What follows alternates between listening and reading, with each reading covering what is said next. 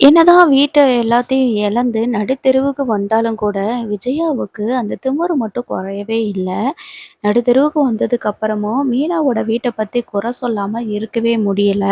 நம்ம மீனா வந்து கூப்பிடுவாங்க. "நம்ம வீட்டுக்கு எங்க வீட்டுக்கு போகலாம் அத்த. அங்க வந்து உங்களுக்கு வசதி கம்மியா இருந்தாலும், உங்கள நாங்க நல்லா பார்த்துக்குருவோம். எங்க அம்மா நல்லபடியா உங்கள கவனிச்சுக்குவாங்க வாங்கன்னு" சொல்லிட்டு கூப்பிடுவாங்க. என்ன ஆனாலும் பரவால்ல, இவ வீட்டுக்கு நான் போகவே மாட்டேன் அப்படின்னு சொல்லிட்டு விஜயா வந்து சொல்லிடுறாங்க. பேசாம ஸ்ருதி வீட்டுக்கு போயிரலான்னு சொல்லிட்டு சொன்ன உடனே அண்ணாமலை அப்பா சொல்றாங்க, "அவ எங்க வேணாலும் போகட்டும். நான் வந்து உங்க கூட வாரேன்" அப்படின்னு சொல்லிட்டு அண்ணாமலை அப்பா முத்து கூடயும், மீனா கூடயும் போயிருவாங்க. அங்க அண்ணாமலை அப்பாவுக்கு நல்லாவே தான் வந்து அவங்கள கவனிச்சுக்குவாங்க. ஆனா, அப்படியே எதிர்மாறா தான் இருக்கும் ஸ்ருதியோட வீட்ல. ஸ்ருதியோட வீட்ல தாராளமா இடம் இருக்குது, எல்லா வசதியும் இருக்குது. ஆனா, மனச கஷ்டப்படுத்துற மாதிரி அந்த வீட்ல இருக்கிறவங்க பேசிக்கிட்டே இருப்பாங்கங்கிறது நமக்கு தெரியும். இது வந்து இந்த விஜயாவுக்கு கண்டிப்பா தேவ தான். இப்ப யாரு என்ன சொன்னாலும் இந்த விஜயா வந்து கேட்காம தான் வீட்டு பத்திரத்த அடகு வச்சது மட்டும் இல்லாம, வீட்ட ஜப்தி பண்ணி இப்ப நடுத்தெருவுல நிக்கிறாங்க. இப்பயாவது அந்த முத்துவையும், மீனாவையும் நம்பலாம்ல. என்ன பண்றாங்கன்னா, ரவி ஸ்டுடியோட வீட்டுக்கு போறாங்க. அப்போ இந்த ஸ்ருதியோட அப்பா இருந்துட்டு சொல்றாங்க, "என்ன நடுத்தெருவுக்கு வந்துட்டீங்க போல இருக்குது" அப்படின்ற மாரி சொல்றாங்க. ஃபர்ஸ்ட்டு ஸ்டார்ட்டிங்லேயே அவங்க வந்து குத்தி காட்டுற மாரி பேசினதுனால, அவங்களுக்கு ரொம்ப கஷ்டமா இருக்குது. "என்ன ஆச்சா? வந்ததும் வராதமா இப்படி பேசிக்கிட்டு இருக்கீங்க?"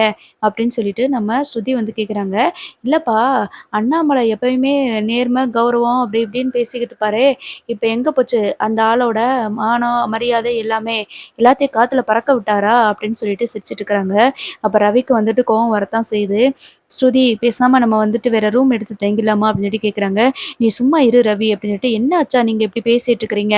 வீடு தேடி வந்தவங்கள இப்படியா பேசுறது?" அப்படின்னு சொல்லிட்டு, "வாங்க ஆன்ட்டி, இவங்க பேசுறதெல்லாம் எதுவும் பெருசா மனசுல வச்சுக்காதீங்க.